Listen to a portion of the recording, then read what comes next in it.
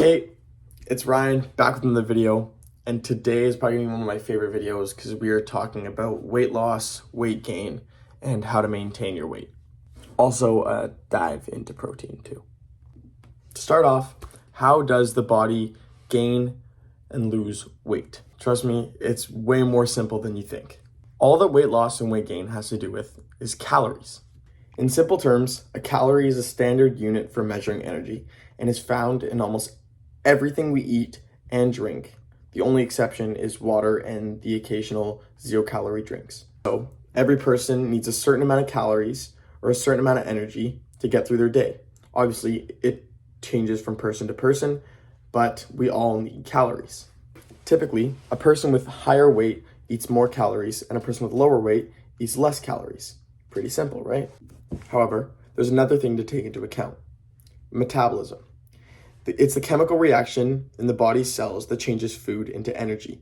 People who have a higher metabolism can burn more calories than those who have a low metabolism. This means people with a higher metabolism rate can intake more food and maintain their weight than people with a lower metabolism rate. Not many people can determine their metabolism rate, but it can kind of be found through comparing to your friends who are around the same body size and body fat percentage as you.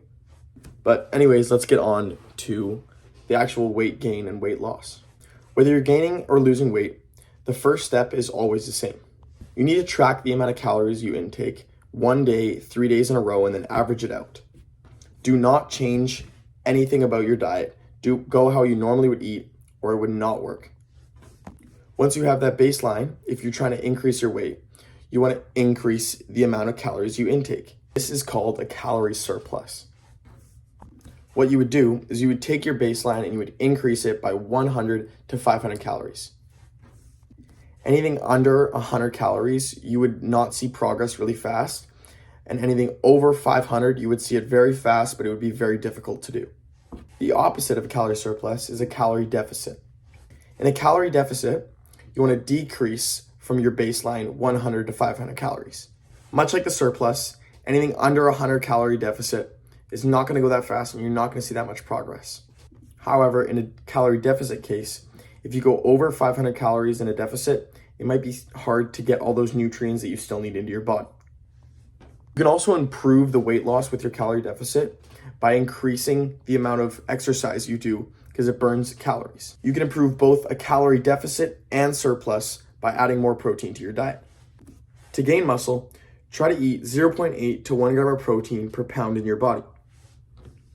However, if your goal is 30 pounds or more to lose, try to set it at your goal weight and then calculate your 0.8 to 1 gram of protein a day based off your goal. Protein is so good in a calorie surplus as you're trying to gain muscle and thus gain more weight.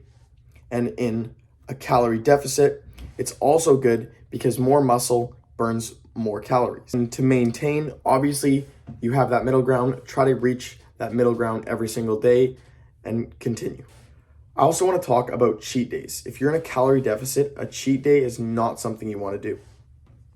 Now, for a bit of fun, I'm going to be showing you what 150 calories looks like in other foods. To start off, we have 150 calories of almonds. Right there. Then we have 150 calories of a banana. Take a look at these two. Which one looks more filling? Obviously, one has more protein. They each have different nutritional values, but it can just show how much different calories can be based on the foods. That was about 1.5 bananas and 21 almonds.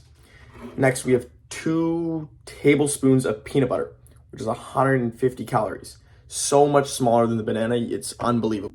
Next, we have some chips. I think they're Crispers, I'm not 100% sure, but this is 150 calories. It's half a cup. It's very slim. Think about a whole bag, how much calories that really is. And lastly, the craziest thing, that is 150 calories of olive oil. You can't really see correctly, but there is nothing in there. Now think about how much oil you put in your pan to cook your food. All of that goes into your calorie intake. A lot of things are actually forgotten calories. Like olive oil, if you pour it in your pan when you're cooking, it actually absorbs up into your food, but you don't really think about it. This can just go to show how quick you can gain calories without even knowing. Once again, thank you so much for watching. I hope you've learned something, and I will see you next time.